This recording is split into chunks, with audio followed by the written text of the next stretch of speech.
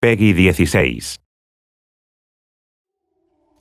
Welcome to the Anthem Tips and Tricks gameplay series. I'm Arekkz, and in this episode we're going to be going over some of the more advanced aspects of combat and taking a look at what you'll be doing as you approach endgame.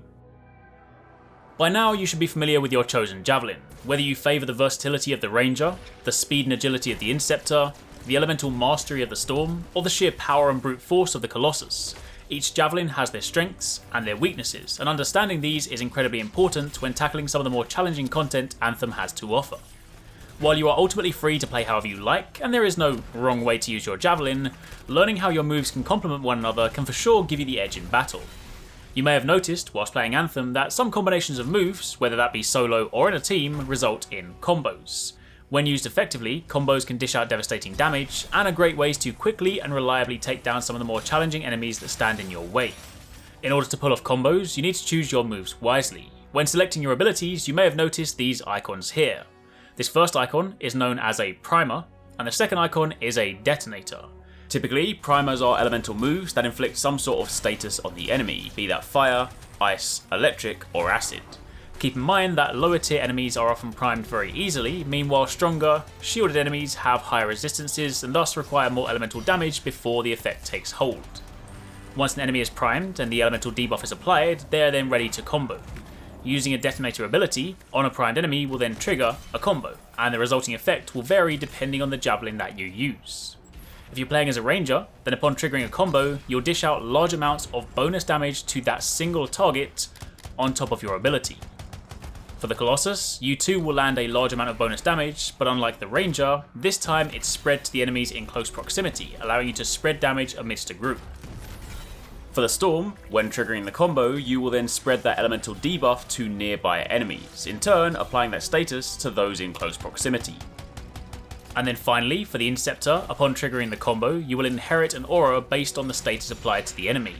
You'll hear a sound when this happens, and the UI will indicate that you have an aura active on the side of the screen. All whilst this is active, simply standing in close proximity to other enemies will gradually apply this status, so the idea is that you trigger the combo, and you then get up close and personal with the enemy, dealing melee damage while simultaneously applying elemental stacks. Additionally, keep in mind that on top of some of your abilities, for the Interceptor, your double-bladed daggers also act as detonators, so you can melee enemies to trigger combos. It's important to note that when a combo is triggered, the enemies will need to be primed again before they can be comboed again, so only the first player to land the detonator will trigger the combo. Learning to use these, both when playing solo and in a team, will allow you to more effectively tackle the challenges that await you. While you're free to explore the world of Anthem alone, there will come times when teamwork is necessary. Strongholds on the highest difficulty are some of the most challenging content in the game, and in order to successfully come out victorious, you'll need more than just brute force. Effective teamwork is paramount, whether that be communicating to line up devastating combos, covering your teammates to factor in their weaknesses, or using key abilities to create openings. All of this is key to your success. The Colossus' taunt ability is a great example. Using this to draw aggro, forcing nearby enemies to focus on you, in turn allowing your team to flank and focus on attacking the weak points. If an Interceptor is diving headlong into battle, hoping to exploit an opening with their double-bladed daggers, then a Storm could preemptively prime a group of enemies with an AoE ability, allowing for a powerful combo. Planning out your encounters to play to your team's strengths and weaknesses is one of the key pillars of advanced play. Throughout the game, you'll be exposed to a whole manner of different activities, beyond just the main campaign, but when you hit level 30 and approach endgame, strongholds and legendary contracts will be where you focus your attention. Strongholds are where the real challenges lie. Work through swarms of enemies and take on an epic boss in order to snag that sweet loot. Additionally, hitting max level will unlock the remaining difficulties, Grandmaster 1, 2, and 3. With these at your fingertips, you can dive back into the activities you've become familiar with and tackle them with a whole new challenge. Higher difficulties offer better chances at rarer gear, so if you're truly chasing that power, then this is where your focus will be. When you reach Anthem's endgame, you'll begin searching for those perfect gear pieces, and working hard to build loadouts that not only boost your power level, but also selecting gear pieces with bonuses that complement one another. Loot in Anthem comes in 6 rarities: common, uncommon, rare, epic, masterwork, and legendary, with each tier offering greater power and potential. Rarer gear comes with inscriptions. These are randomly rolled and offer stat boosts and bonuses that can further enhance your build. The rarer the gear, the more inscriptions a piece will have, up to a maximum of 4. Masterworks and legendary items also benefit from the chance of added ability bonuses that show up as orange text in the description. Searching for that perfect piece that synergizes with the build you've spent time perfecting is ultimately what will send you back out into the world in search of more loot.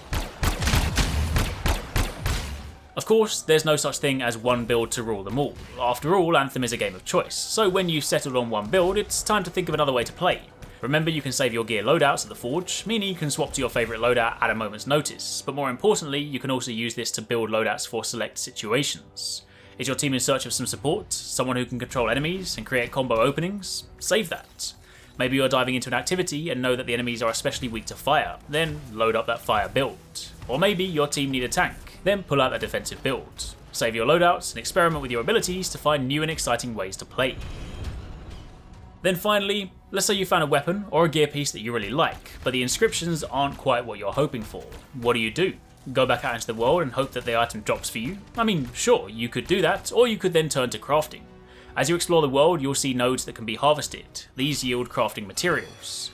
If you obtain weapons or gear pieces that you don't want, these can be dismantled into crafting materials, and even when you open chests or loot other items in the world, those too can yield more materials. All these items will be incredibly important in Anthem's endgame.